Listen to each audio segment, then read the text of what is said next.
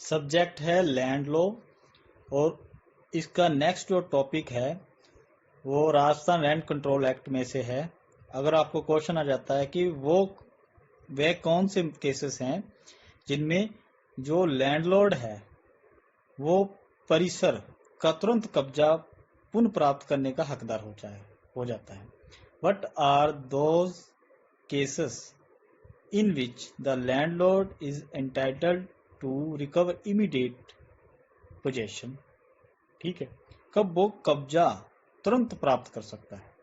ठीक है, जब मतलब जो रेंट कंट्रोल एक्ट है उसका मेन ऑब्जेक्ट क्या है, भी जरूरत पूरी करना। ठीक है, मतलब जरूरत होने पर जो मकान है वो उपलब्ध कराना, चाहे ऐसी जरूरत लैंडलॉर्ड की हो चाहे टेनेंट की हो। कभी कभी क्या होता है कि आवश्यकता जरूरत ज्यादा होती है, किसके लिए होती है, तुरंत कब्जे के लिए होती है, इमीडिएट पोजेशन के लिए होती है। तो वहां पर ऐसी परिस्थितियों में जो पुराने वाला एक्ट है राजस्थान रेंट कंट्रोल एक्ट परिसर अधिनियम 1950 और जो न्यू एक्ट है राजस्थान रेंट कंट्रोल एक्ट 2001, ठीक है, उसके सेक्शन 10 में बता रखा है और पुराने वाले एक्ट के सेक्शन 16 में बता रखा है। यहाँ पर पुराने वाला एक्ट भी पढ़ना चाहिए, मतलब इसको भी आप लिख सकते हैं।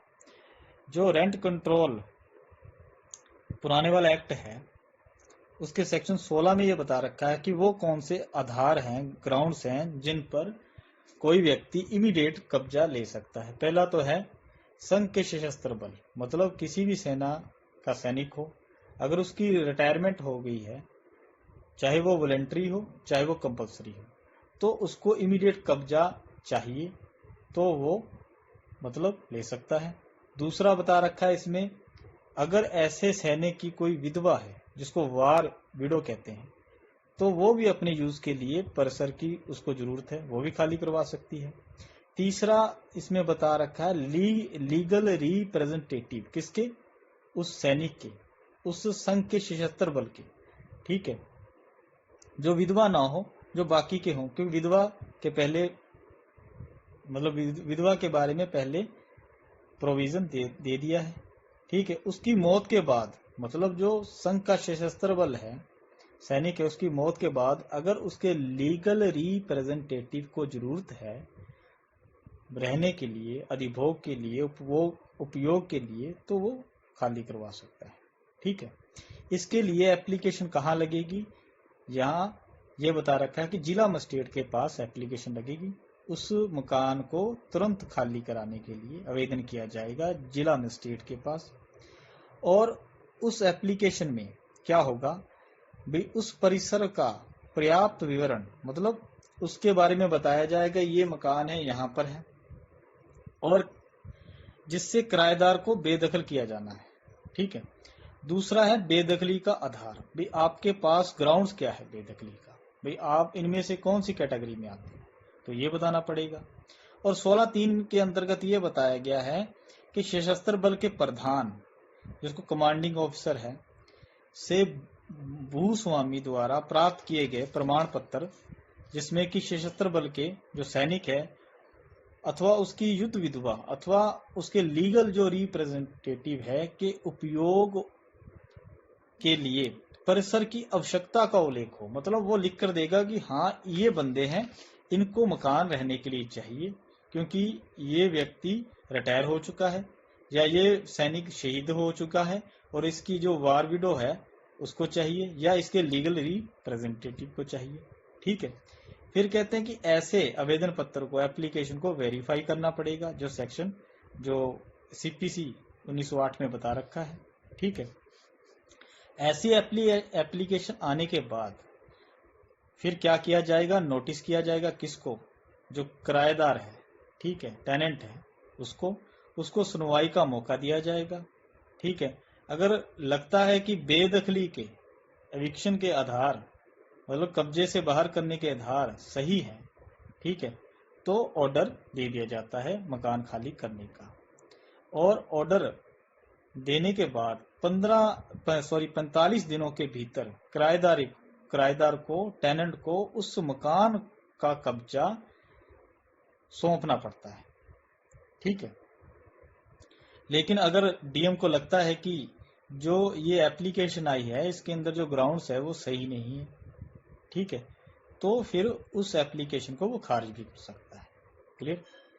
अब सेक्शन 16, 11 और 12 के अंतर्गत सेक्शन 16 सब क्लोज 11 और सब क्लोज 12 में ये बता दिया कि डीएम के ऑर्डर के विरुद्ध कोई अपील नहीं होगी, लेकिन उसके ऑर्डर के विरुद्ध रिव्यू हो सकता है, रिवीजन हो सकता है। ठीक है। इस प्रकार जो सेक्शन 16 है उसके अंदर क्या बता रखा है, सशस्त्र बल मतलब सैनिक सदस्य और उनकी जो वार विडो है, ठीक है, या उनके लीगल रिप्रेजेंटेटिव है, उनके लिए तुरंत कब्जा दिलाने के अधिकारों का उल्लेख किया गया है। ठीक है। उसके बाद आता है न्यू एक्ट। न्यू एक्ट मतलब राजस्थान रेंट कंट्रोल एक्ट 2001। इसके अंदर कुछ आधार बता रखे हैं जो सेक्शन 10 में है। इसके अंदर जो पहला आधार है, ग्राउंड्स है जिस पर इमीडिएट कब्जा लिया जा सकता है, इसके अंदर जो पहला है इसमें यह बता रखा है कि अगर किसी संघ के किसी भी सशस्त्र बल या अर्ध सैनिक बल का सदस्य हो, मतलब सैनिक की रिटायरमेंट हो चुकी हो, ठीक है, चाहे वो वॉलंटरी हो या कैसे मर्जी हो, या निर्मुक्ति, और ऐसी रिटायरमेंट या निर्मुक्ति की तारीख के बाद, ठीक है, या उसके 1 साल के अंदर वो उस मकान का कब्जा मांगने के लिए मतलब एप्लीकेशन लगा सकता है, अधिकरण के पास अर्जी कर सकता है। ठीक है। अगर मान लो एक्ट पास हो गया, उससे पहले का केस है, तो एक्ट पास होने के 1 साल मतलब एक्ट पास होने के बाद 1 साल के अंदर एप्लीकेशन लग सकती है। उसके बाद 2 नंबर पॉइंट में यह बताया गया कि अगर सेंट्रल गवर्नमेंट या स्टेट गवर्नमेंट के अंदर कोई मतलब स्थानीय निकाय या राज्य के स्वामित्व वाले निगम के अंदर कोई वर्तमान या पूर्व कर्मचारी, कोई कर्मचारी है, कोई एम्प्लॉय है, ठीक है, रिटायरमेंट की तारीख के पूर्व मतलब उससे पहले या उसके बाद 1 वर्ष की टाइम पीरियड के भीतर वो इस एक्ट या इस एक्ट के पास होने के बाद 1 वर्ष के भीतर 1 साल के अंदर वो इनमें से जो भी बाद में हो किराएदार के विरुद्ध उस मकान को खाली कराने के लिए एप्लीकेशन लगा सकता है, पिटीशन लगा सकता है अधिकरण के पास, ट्रिब्यूनल के पास कि साहब मेरे को मकान खाली करवा के दे इमीडिएटली क्योंकि मेरी रिटायरमेंट हो चुकी है। ठीक है। उसके बाद कोई सीनियर सिटीजन है, ठीक है, उसने मकान किराए पर दे रखा है और सीनियर सिटीजन परिसर उस मकान पर देने की तारीख से मतलब जब उसने मकान उस किराए पर दिया तब 3 साल के पश्चात 3 साल के बाद वो इमीडिएट उसको खाली करवा सकता है। उसके लिए जो ट्रिब्यूनल है उसके सामने एप्लीकेशन पेश कर सकता है। ठीक है। उसके बाद 4th नंबर पॉइंट में यह बताया कोई संघ सशस्त्र बलों या अर्ध सैनिक बलों मतलब कोई सैनिक है, ठीक है, उसकी ड्यूटी पर मृत्यु हो जाती है मतलब शहीद हो जाता है, उसके अगर कोई उस पर डिपेंडेंट्स हैं मतलब लीगल रिप्रेजेंटेटिव है, वो ऐसी मृत्यु के 1 साल के भीतर या इस एक्ट के पास होने के बाद 1 साल के अंदर किराएदार के विरुद्ध उस मकान को खाली करवाने के लिए तुरंत कब्जा प्राप्त करने के लिए जो रेंट ट्रिब्यूनल है उसके समक्ष उसके सामने एप्लीकेशन लगा सकते हैं। ठीक है। उसके बाद अगर कोई लैंडलॉर्ड है उसकी मृत्यु हो जाती है, उसकी मौत हो जाती है, 5 नंबर पॉइंट में बताया गया है कि अगर लैंडलॉर्ड है उसकी मृत्यु हो जाती है, उसके बाद कोई विडो है, ठीक है, वो अपनी पति की मृत्यु के बाद पति की मृत्यु के 1 वर्ष के भीतर 1 साल के भीतर किराएदार के विरुद्ध उस मकान को खाली कराने के लिए एप्लीकेशन लगा सकती है। ठीक है। अब 6 नंबर पॉइंट में यह बता रखा है कि जहां एक लैंडलॉर्ड है उसके पास बहुत सारे मकान हैं और उसने किराए पर दे रखे हैं, वहां उनमें से वो किसी एक को खाली करवाना चाहता है, ठीक है, खुद के लिए खाली करवाना चाहता है, लेकिन शर्त है कि उस मतलब जिसको खाली करवाना चाहता है उस नगर पालिका क्षेत्र में उसका दूसरा कोई मकान अपने यूज के लिए नहीं है। ना ही वो यूज कर रहा है, ठीक है, तो खाली करवा सकता है, ठीक है।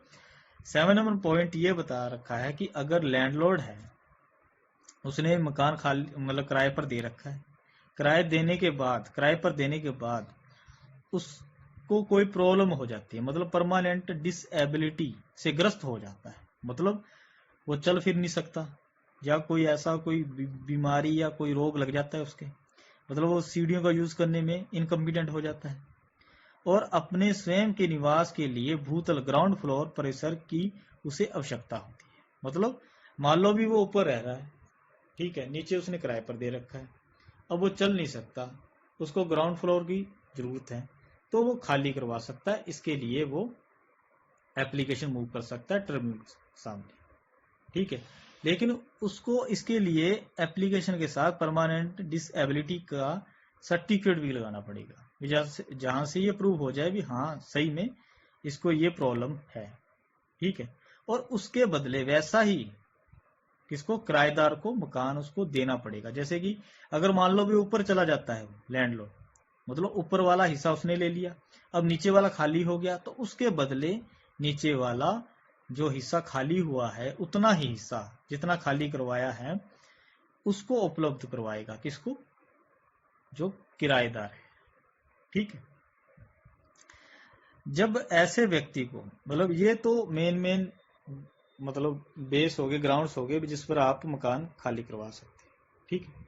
अब मान लो भी ये व्यक्ति, इनमें से किसी भी व्यक्ति ने कोई मकान ऐसे खाली करवा लिया इमीडिएट कब्जे के लिए, ठीक है, इमीडिएट यूज के लिए, तो यहां पर इस सेक्शन 10 में ये बताया गया है कि जब आपको कब्जा मिल जाता है तब आप 3 साल के बीच में, 3 साल के अंदर उसको दोबारा रेंट पर नहीं दे सकते, ठीक है। अगर देते हो तो वो पहले वाला किराएदार वापस आ सकता है और कब्जे को वापस प्राप्त कर सकता है, ठीक है। यदि देते हो तो ऐसे परिसर का कब्जा पुनः बेदखल जो बाहर किया गया है किराएदार को क्या किया जाएगा, रिस्टोर किया जा सकेगा, ठीक है। अब इसके लिए प्रोसीजर क्या है, प्रोसीजर सीधी सी बात, अगर जरूरत है तुरंत कब्जा चाहिए तो सेक्शन 16 में इसके प्रोसीजर के बारे में बता रखा है। उसके लिए आपको एक पिटीशन लगानी पड़ेगी, ये हमको तुरंत कब्जा चाहिए, ठीक है। ये ट्रिब्यूनल के समक्ष सामने पेश की जाती है, ठीक है। एक अर्जी एप्लीकेशन जिसको पिटीशन भी बोलते हैं, उसके साथ वो सारे डॉक्यूमेंट लगेंगे, ठीक है, और साथ में एफिडेविट भी अटैच होंगे, ठीक है। उसके बाद क्या होगा भी, नोटिस किया जाएगा किसको, जो टेनेंट है, ठीक है। उसके साथ नोटिस के साथ वो सारी जो एप्लीकेशन है या जितने भी वो डॉक्यूमेंट है वो सारे अटैच होंगे, ठीक है। और उससे नोटिस तामील होने की तिथि से, मतलब जब नोटिस की तामील होगी, नोटिस की तामील क्या होती है, एग्जीक्यूट हो गया नोटिस का मतलब वहां तक पहुंच गया, टेनेंट तक पहुंच गया, तो तिथि से 30 दिन के भीतर जवाब की अपेक्षा की जाएगी, मतलब 30 डेज वेट किया जाएगा किसका, जवाब का, रिटर्न स्टेटमेंट का, किसकी, टेनेंट की, ठीक है। मतलब 30 दिन का टाइम मिलेगा उसको जवाब देने का, ठीक है।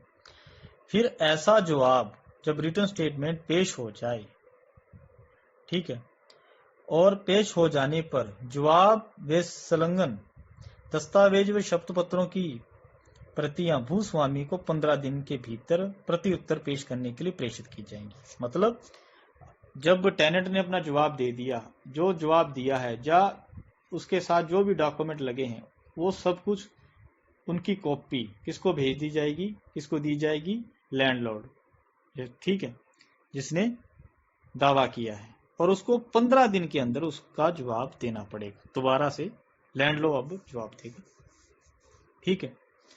अब ये बताया गया है इसमें कि नोटिस की तामील हो जाने पर, किस पर नोटिस की तामील होती है, टेनेंट पर, ठीक है, और अर्जी पर सुनवाई की तिथि नियत की जाएगी, मतलब तामील हो जाने पर एक डेट फिक्स की जाएगी सुनवाई के लिए जो 90 दिन की बाद की नहीं होगी, मतलब हाईएस्ट 90 दिन तक की हो सकती है। और ऐसी एप्लीकेशन का निपटारा ठीक है। नोटिस की तामील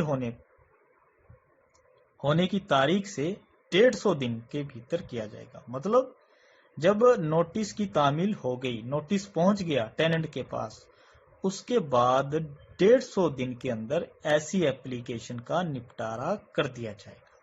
ठीक है। यहां पर दोनों पक्षकारों को सुनवाई का अवसर, हीयरिंग का मौका दिया जाएगा। ठीक है।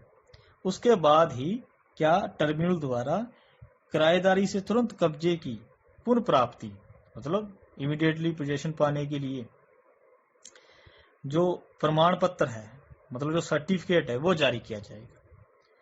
और ऐसा जो सर्टिफिकेट है, प्रमाण पत्र है, वो इफेक्टिव नहीं होगा, एग्जीक्यूट नहीं होगा। कितने दिन? 3 महीने की कालावधि थे। मतलब 3 महीने का टाइम मिलेगा टेनेंट को अपने लिए दूसरा मकान ढूंढने के लिए। 3 महीने तक वो ऐसा जो है, मतलब जो सर्टिफिकेट है, वो एग्जीक्यूट नहीं होगा। ठीक है। तो उसके बाद ये बताया कि लेकिन अगर कमर्शियल यूज के लिए किराए पर दिया गया था कोई मकान या कुछ भी, तो इस केस में, ऐसे केस के अंदर 6 महीने से पहले एग्जीक्यूट नहीं होगा। क्या नहीं होगा? प्रमाण पत्र खाली करने का जो सर्टिफिकेट है, उसका एग्जीक्यूट 6 महीने तक नहीं हो सकेगा। मतलब 6 महीने का टाइम मिलेगा अगर आपने कमर्शियल यूज के लिए कोई मकान, कोई भवन रेंट पर दिया है। ठीक है। तब 6 महीने का टाइम मिलेगा टेनेंट को अपने लिए नया परिसर ढूंढने के लिए। तो ये मोटे तौर पर आपका ये टॉपिक है, ये पूरा होता है कि कैसे, कौन से केसेस हैं जिनमें जो लैंडलॉर्ड है वो मकान का कब्जा तुरंत प्राप्त कर सकता है। इसके लिए जो पुराने वाला एक्ट है उसकी सेक्शन 16, नए वाले एक्ट की सेक्शन 10 में बता रखा है। पुराने वाले एक्ट में बताया भी कोई सैनिक है, अगर उसकी रिटायरमेंट होगी, चाहे वॉलंटरी है चाहे कंपलसरी है, कोई वार विडो है, कोई लीगल रिप्रेजेंटेटिव है ऐसे सैनिक का, ठीक है, जिनको इमीडिएटली कब्जा चाहिए, कमांडिंग ऑफिसर ने उनको क्या एक प्रमाण पत्र जारी कर दिया भी हाँ इनको चाहिए। ठीक है। तब आप टर्मिनल के पास एप्लीकेशन लगा सकते हो, वेरीफाई होगी एप्लीकेशन सीपीसी 1908 के अकॉर्डिंग। ठीक है। और ऐसी एप्लीकेशन आने पर जो डीएम है वो क्या करेगा? सुनवाई का मौका देगा किसको? टेनेंट को। ठीक है। और फिर अगर उसको लगता है कि हाँ ये सब कुछ सही है, एप्लीकेशन के अंदर जो ग्राउंड्स है वो सही है, तो फिर ऑर्डर पारित कर दिया जाएगा। ठीक है। और 45 दिनों के भीतर बीच में जो टेनेंट है उसको कब्जा देना पड़ेगा। ठीक है। मकान खाली करना पड़ेगा। अगर ग्राउंड सही नहीं है, बेदखली के, तो ऐसे एप्लीकेशन को खारिज कर दिया जाता है। जो डीएम है उसके ऑर्डर के विरुद्ध कोई अपील नहीं होती। ठीक है। रिव्यू हो सकता है, रिवीजन हो सकता है। ये तो रहा पुराना एक्ट। अब न्यू एक्ट है, इसके अंदर थोड़ी ग्राउंड जो है, ग्राउंड्स हैं वो बढ़ा दिए हैं। ठीक है। पहला तो है सैनिक। ठीक है। सशस्त्र बल हो या अर्ध सैनिक बल का सदस्य हो, रिटायरमेंट या निर्मुक्ति की स्थिति में। ठीक है। ऐसी डेट से जब वो रिटायर हुआ, ठीक है, के पूर्व या उसके बाद 1 साल के अंदर वो एप्लीकेशन मूव कर सकता है, या एक्ट पास होने के बाद 1 साल के अंदर वो एप्लीकेशन मूव कर सकता है। ऐसे अगर कोई सेंट्रल गवर्नमेंट या स्टेट गवर्नमेंट या कोई स्थानीय निकाय है, ठीक है, या निगम है, उसके अंदर कोई एम्प्लॉय है, उसकी रिटायरमेंट होती है, तो रिटायरमेंट की तारीख के पूर्व या उसके पश्चात, उसके बाद 1 साल के अंदर वो एप्लीकेशन मूव कर सकता है, या एक्ट पास होने के बाद 1 साल के अंदर वो एप्लीकेशन मूव कर सकता है। उसके बाद सीनियर सिटीजन। ठीक है। मतलब जहां पर मकान को किराए पर दिए हुए 3 साल हो गए, उसके बाद वो एप्लीकेशन मूव कर सकता है। ठीक है। अगर 4 नंबर पॉइंट में ये बताया गया है, अगर कोई सैनिक है उसकी मृत्यु हो जाती है, ठीक है, ऑन ड्यूटी, ठीक है, शहीद हो जाता है, तो उसका जो लीगल रिप्रेजेंटेटिव है उसकी मृत्यु की 1 वर्ष के भीतर, ठीक है, और इस एक्ट के पास होने के बाद 1 साल के अंदर मतलब इस एक्ट के प्रारंभ होने की तारीख से, शुरू होने की तारीख से 1 साल के अंदर वो एप्लीकेशन मूव की जा सकती है मकान को खाली करवाने के लिए। ठीक है। उसके बाद विडो का आ गया। अगर कोई लैंडलॉर्ड है, उसकी विडो है, ठीक है, अपने पति की मृत्यु के 1 वर्ष के भीतर वो किराएदार के विरुद्ध उस मकान को खाली करवाने के लिए, कब्जा पुनः प्राप्त करने के लिए एप्लीकेशन मूव कर सकती है। ठीक है।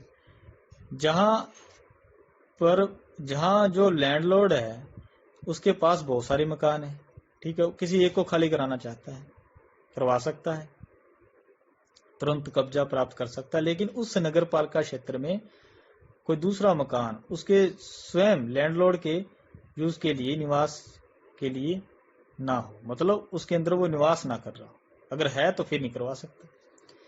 उसके बाद बताया कि कोई लैंडलॉर्ड है वो परमानेंट डिसएबिलिटी से ग्रस्त हो गया, मतलब चल फिर नहीं सकता, ठीक है, ऊपर वाले फ्लोर में रहता है, ग्राउंड फ्लोर चाहिए, तो वो खाली करवा सकता है। उसके साथ उसका जो सर्टिफिकेट है फिटनेस का वो लगेगा भी हाँ परमानेंट डिसएबिलिटी से ग्रस्त है। ठीक है। और उसके बाद ये बता दिया भी सेक्शन 10 में, अगर आपने मकान खाली करवा लिया है इन प्रोविजन के अकॉर्डिंग, ठीक है, जो सेक्शन 10 में बताए गए हैं, तो 3 साल के अंदर आप दोबारा उसको किराए पर नहीं दे सकते। ऐसा देने पर जो किराएदार है जिसको आपने बाहर किया था वो वापिस आ सकता है, ठीक है, उसको रिस्टोर किया जा सकता है, उसको कब्जा दोबारा दिलवाया जा सकता है। प्रोसीजर क्या है, इसकी एप्लीकेशन लगेगी ट्रिब्यूनल के पास, ठीक है, एप्लीकेशन के साथ जो डॉक्यूमेंट है वो सारे अटैच होंगे, एफिडेविट लगेगा, ठीक है। उसके बाद नोटिस भेजा जाएगा किसको, टेनेंट को, 30 दिन का टाइम मिलेगा उसको जवाब देने का। अब टेनेंट ने मान लो जवाब दे दिया, अब जो लैंडलॉर्ड है उसको भी उसका जवाब देना पड़ेगा, ठीक है, 15 दिन का टाइम लैंडलॉर्ड को मिलेगा, ठीक है। उसके बाद जो फर्स्ट डेट है, फर्स्ट डेट मतलब सुनवाई की जो तिथि है, डेट ऑफ हियरिंग, वो कितने दिन के लिए होगी, वो 90 दिन के बाद की नहीं होगी, ठीक है। और ऐसी एप्लीकेशन, ऐसी अर्जी का निपटारा कितने दिन में किया जाएगा, 150 दिन के अंदर किया जाएगा, नोटिस की तामील होने की तारीख से, ठीक है। यहाँ पर दोनों पार्टीज को सुनवाई का पूरा मौका दिया जाएगा, उसके बाद ही सर्टिफिकेट जारी किया जाएगा, प्रमाण पत्र जारी किया जाएगा कब्जे की पुनः प्राप्ति के लिए, ठीक है। और ऐसा सर्टिफिकेट, ठीक है, जिस दिन उसको जारी किया गया था उस डेट से 3 महीने तक वो एग्जीक्यूटेबल नहीं होगा, मतलब उसको एग्जीक्यूट नहीं करवा सकते, ठीक है, मतलब 3 महीने का टाइम मिलेगा इसको, टेनेंट को भी अपने लिए वो व्यवस्था कर सके। अगर कमर्शियल यूज के लिए है तो ऐसा कोई सर्टिफिकेट खाली करवाने वाला ऑर्डर जिसको आप बोल सकते हो, वो कितने महीने के लिए, 6 महीने के लिए, 6 महीने तक एग्जीक्यूटेबल नहीं होगा, ठीक है। यहाँ पर 6 महीने का टाइम मिलेगा जब आपने कमर्शियल यूज के लिए मकान कोई रेंट पर दिया है। तो ये आपका टॉपिक पूरा होता है कि what are those cases in which the landlord is entitled to the recover immediate possession, ठीक है, वे कौन से मामले हैं जिनमें भूस्वामी परिसर का तुरंत कब्जा पुनः प्राप्त करने का हकदार हो जाता है।